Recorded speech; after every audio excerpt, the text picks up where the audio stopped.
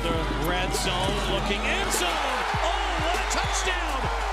Duron Carter knocks down an Ottawa coach as he goes along the sideline, and now everybody's into it. I ran into the coach, apparently. I didn't even know I knocked him over. That's like a scene out of every given Sunday, it felt like. That doesn't even seem like it's a real football game. That feels like it's a movie. That didn't really happen. I don't even believe this.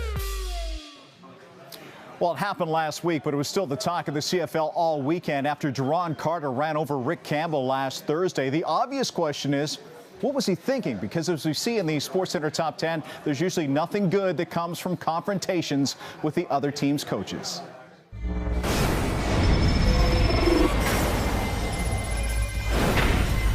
It's getting a bit hot, this game. Oh, see Daisy, Gattuso with Joe Jordan. Should be very careful, Gattuso. But he then walks straight over to Joe Jordan for another push.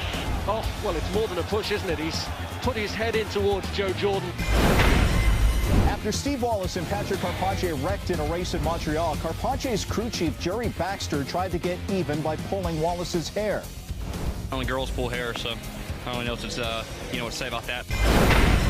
After losing 5-2 the Rangers on Halloween night 2011, Joe Thornton bluntly explained why the loss was so embarrassing. They're probably, the softest team we played against, in this road trip, and, we should have had these 2 points. Here's a player popping off about our team, and Joe hasn't won a goddamn thing in this league. He could go down as a player, being one of the better players in our league, never to win anything. So what he should do is just shut up, because it was uncalled for, it was classless. A heated playoff series between the Heat and Knicks boils over when Alonzo Mourning and Larry Johnson get into it before Knicks coach Jeff Van Gundy tries to intervene. Down at the bottom of your screen, that's Jeff Van Gundy just holding on.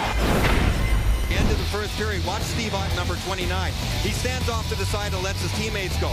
And behind him, there's Peter Laviolette. Laviolette's the coach of the Philadelphia Flyers. Ott says, hey, wait for my guys. Laviolette says, not a chance. Disrespect of our building, obviously. Just let our team off. It's not really that big of a deal. He obviously thought that he's got higher power than everybody else and a little bit more arrogance than most coaches in the whole NHL. Injured Dolphin on the play. Boy, it looked like he got tripped. That knee comes out because he gets hit right in the thigh, between the thigh pad and the knee pad. Jets strength and conditioning coach Sal Allosi later admitted to intentionally tripping Miami's Nolan Carroll. I wasn't thinking. If I could go back and do it again, I sure as heck take a step back. Late in a Mexican Premier Division match in 2011, a massive brawl erupts. Players, coaches, even fans get involved. Cruz Azul's keeper, Jose de Jesus Corona, actually headbutts one of the opposing assistant coaches. Corona would be immediately suspended from the Mexican national team. In June 2012, after a championship game in a Vancouver minor hockey league, Martin Tremblay, coach of the victorious UBC Hornets, blatantly trips a pair of Richmond Steel players during the handshake line. One of the boys he tripped, a 13-year-old, suffered a broken wrist. Tremblay pleaded guilty to assault charges and was sentenced to 15 days in jail and a year of probation for his actions. Jacoby Jones gets by Sweezer. Taken down at the 27. Tomlin is essentially on the field here. He's looking the other way, but glancing back over his shoulder. A little mission accomplished almost.